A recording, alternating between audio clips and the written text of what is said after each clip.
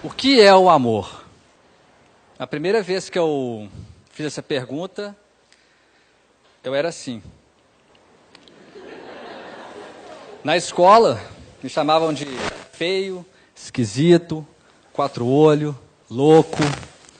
Louco porque eu pedi para Júlia falar com a Ana Carolina, que era a menina mais bonita da escola, que eu, o menino mais esquisito, gostava dela.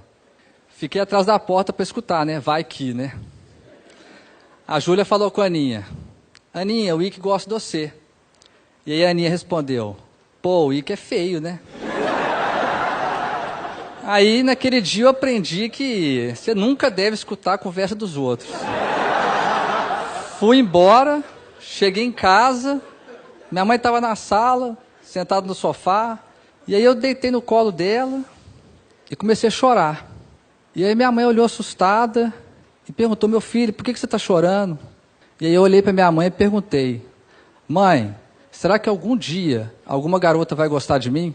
E aí minha mãe começou a chorar. Foi o efeito reverso. Passou um tempo, meu pai chegou, viu aquela cena, duas caras inchadas, e aí ele perguntou, por que vocês estão chorando? E aí eu olhei para ele, falei, sei lá. E aí ele fez uma cara e falou, ok, minha família é louca. E aí a gente começou a rir, e minha mãe me abraçou e falou, confiança. Meus pais tinham essa mania de responder tudo de forma enigmática. Sempre soltava um enigma e se vira. Claro que com aquela idade eu não fazia ideia do que era essa palavra. Eu fui começar a entender isso, quando eu completei 15 anos e me apaixonei pela minha vizinha Duda. Um dia, teve uma festa dançante e as meninas ficavam sentadas, esperando os meninos chamarem para dançar. Naquele dia, eu aprendi que nunca deve se misturar a bebida. Eu misturei coca com suquita, fiquei doido e comecei a andar em direção à Duda. E aí meus amigos do meu lado começaram, que isso, filho, você está indo? Volta aqui, você está doido? E eu fui. Quando eu parei na frente dela, os homens que estão aqui vão me entender. Quando um cara gosta muito de uma menina, ele treme todo. Eu estava igual aqueles bonecão do posto, sabe? Aqueles bonecão infláveis, eu estava assim. E aí, estava naquela fase adolescente que minha voz, umas vezes saía grave, outra aguda. Parecia sempre que eu estava com uma bola de algodão na garganta. E eu falei com a Duda. Quer dançar? Saiu algo parecido com isso. E eu já estava projetando a minha fuga para viver na rua, mendigo, solitário. E ela respondeu sim. E aí eu falei, como é que é? Aí ela repetiu, sim. E eu não sabia o que fazer, porque eu nunca tinha chegado até ali, aquela parte era nova para mim. Eu já tinha recebido tanto não na vida, que eu nem sabia que uma menina sabia falar sim.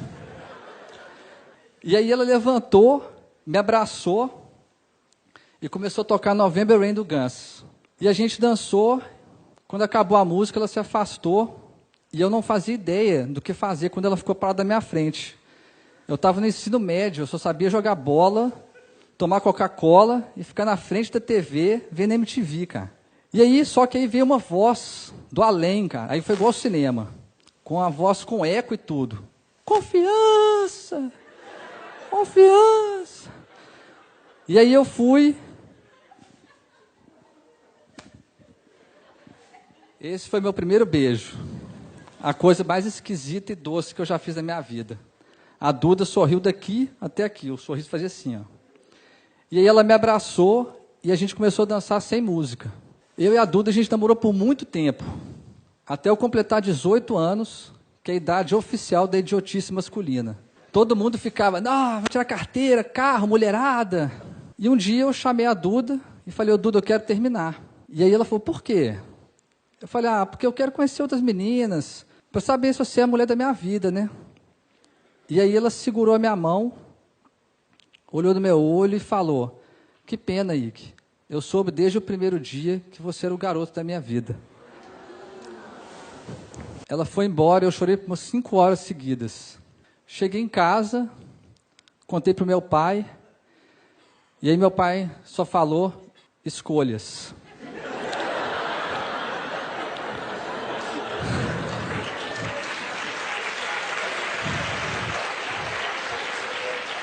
Eu passei muito tempo sem entender aquilo, obviamente. E muito tempo sem encontrar ninguém, até eu encontrar um novo amor. Um dia, essa menina veio e falou, que eu quero terminar. E eu falei, por quê? O amor acabou? E ela falou, não, o amor não acabou, mas não é esse amor que eu quero. E eu falei, qual amor você quer? E aí ela falou, eu quero me jogar de um precipício sem saber se vai ter alguém para me segurar. E eu falei, pô, isso é hora de poema, cara? Quem está terminando comigo é o seu, a Clarice Lispector. E aí ela começou a rir, você é demais, e me abraçou e foi embora. Eu falei, gente, eu sou demais, um poema e um término.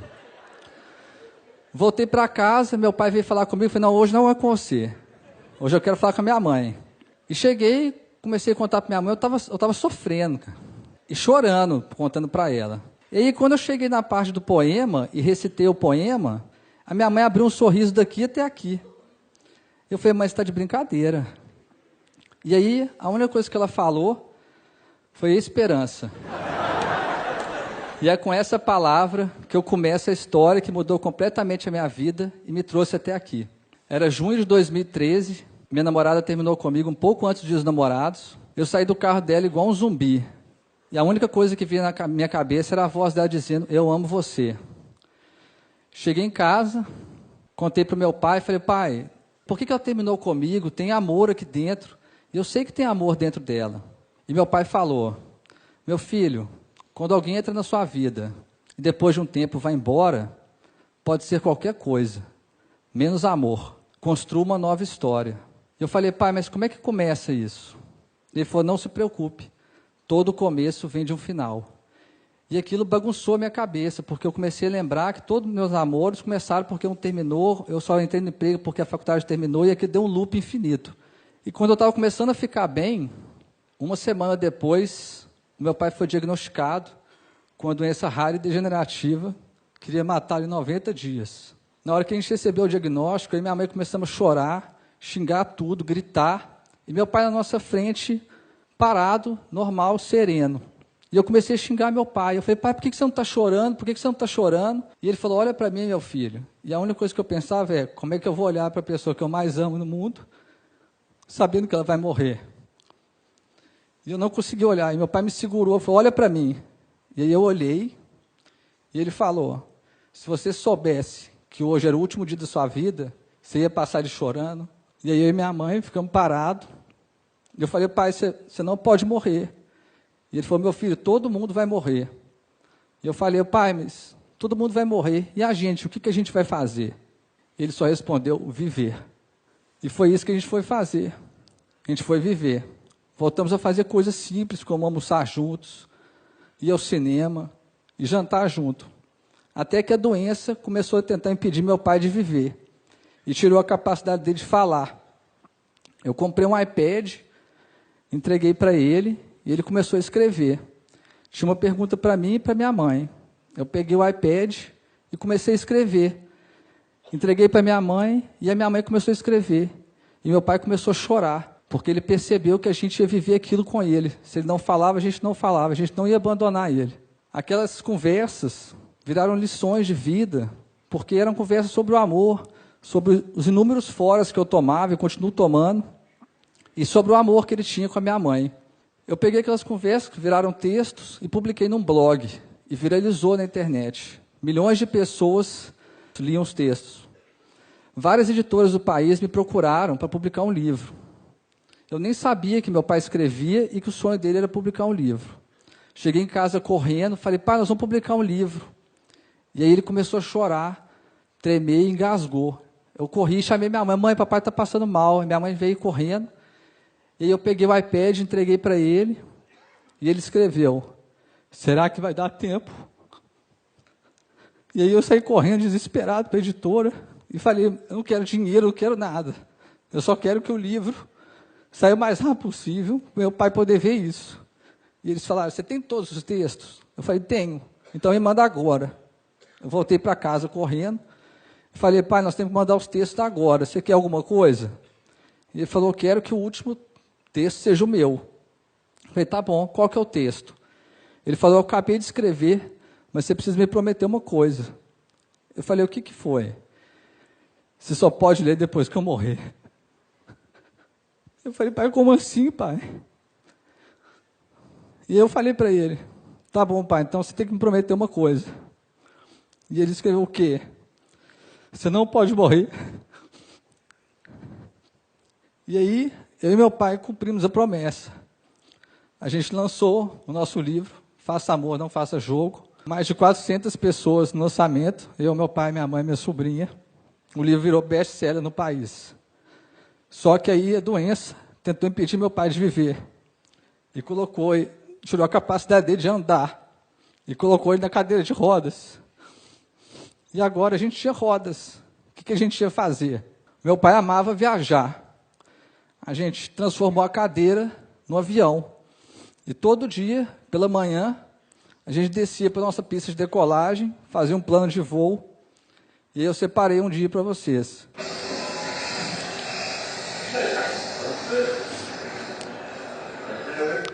Eu não lembro se esse dia a gente estava para Nova Zelândia, foram muitas viagens. E sempre que a gente terminava, pousava, eu pegava o iPad, entrava no país que a gente estava e a gente ficava vendo as imagens. Estudava a cultura do país e tudo. Meu pai, há mais de 30 anos, ia toda sexta-feira com 2 irmãos na mesma pizzaria. Ele continuou indo de cadeira de rodas. Só que a doença tentou impedir meu pai de viver e tirou a capacidade dele de comer.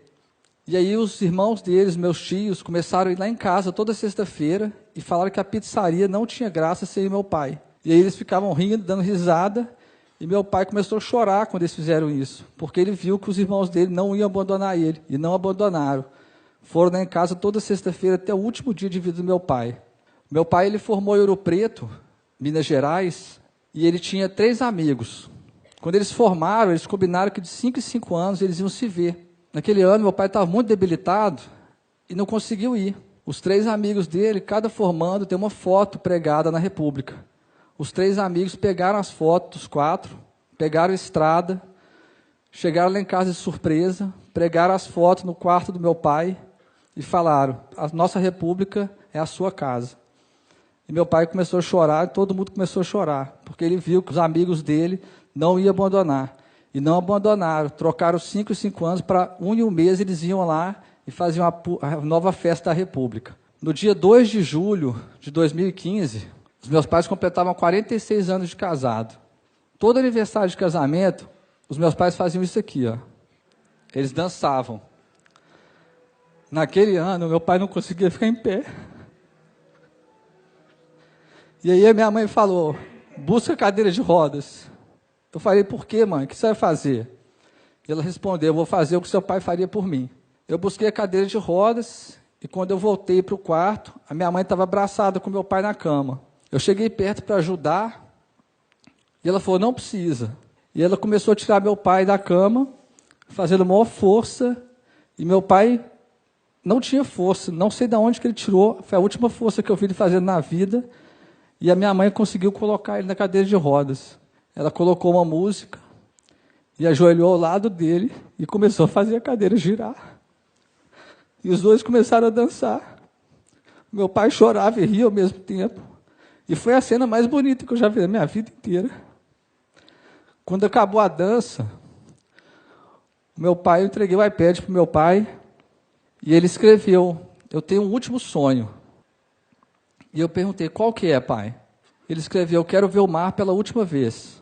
Eu falei, então a gente vai. Eu fui muito criticado, muita gente falou que eu era louco, porque eu ia levar uma pessoa que não falava, não comia, não fazia nada, para a praia, que não ia aproveitar nada. A única coisa que passava na minha cabeça era, talvez o amor seja isso, fazer loucuras, fazer o improvável, o impossível virar possível. E eu separei 3 momentos da viagem para vocês verem. O início, o meio e o fim. Quando a gente voltou da viagem, meu pai estava muito debilitado. Ele pegou o iPad e começou a escrever. Meu filho, eu estou sentindo muita dor. A minha mão treme muito. Eu não sei até quando eu vou conseguir escrever. A gente precisa criar uma nova forma de comunicar. Se eu piscar uma vez é sim, 2 é não e 3 é eu te amo. No dia 23 de agosto de 2015, o meu pai faleceu. Os médicos tinham dado 90 dias. Meu pai viveu por mais de 1095. Eu resolvi contar um pouquinho dessa história aqui, porque eu vejo o mundo distorcendo, complicando demais as coisas. Fique com alguém que faz isso, que te dê aquilo. E todas essas regras e exigências são criadas pela cabeça. O amor é criado aqui dentro, no coração. O resto todo é ilusão. Eu vejo a sociedade exigindo demais status sociais, bens materiais, pedindo que os pais coloquem os filhos nas melhores escolas, nas escolas mais caras, que estudem 3 línguas, que as esposas sejam as melhores amantes, sejam bem-sucedidas. E eu queria dizer para todos vocês que tudo isso não significa nada. A única coisa que o bem mais valioso que vocês têm, podem dar para alguém que você ama, é o seu tempo. Aquele tempo que a pessoa deita no seu colo e você fala, vai ficar tudo bem. A pessoa que você ama só precisa que você passe pela confiança, que esteja ao lado dela nas suas escolhas e que principalmente dê a ela esperança. Esse é o meu primeiro pedido. Dê o seu tempo para a pessoa que você ama. Muita gente acha que é fácil eu pedir isso porque acha que a minha relação com meu pai era perfeita. E não existe nada perfeito no mundo. Eu e meu pai éramos cheios de defeitos, nós seres humanos somos cheios de defeitos. Quantas vezes meu pai entrou no meu quarto e eu falei, pai, me deixa em paz, estou tocando guitarra. Pai, me deixa em paz, estou jogando videogame. E sabe o que ele fazia? Ele sorria. Eu tratava ele mal e ele sorria. Ele rebatia minha raiva, minha paciência com amor. E foi isso que ele me ensinou. Quando alguém que a gente ama nos tratar mal, em vez de tratá-la mal de volta, dê o seu amor. Porque o amor é a única forma capaz de transformar o mundo e as pessoas. O meu pai me transformou. Ele me salvou. Ele nunca desistiu de mim. E esse é o meu último pedido. Nunca desista da pessoa que você ama. E agora, vocês devem estar querendo saber o que é o amor. Acreditar. Esse é meu enigma. A forma mais bonita que eu aprendi para deixar um pouco do meu amor dentro de todos vocês que estão aqui. Fique com Deus. Obrigado.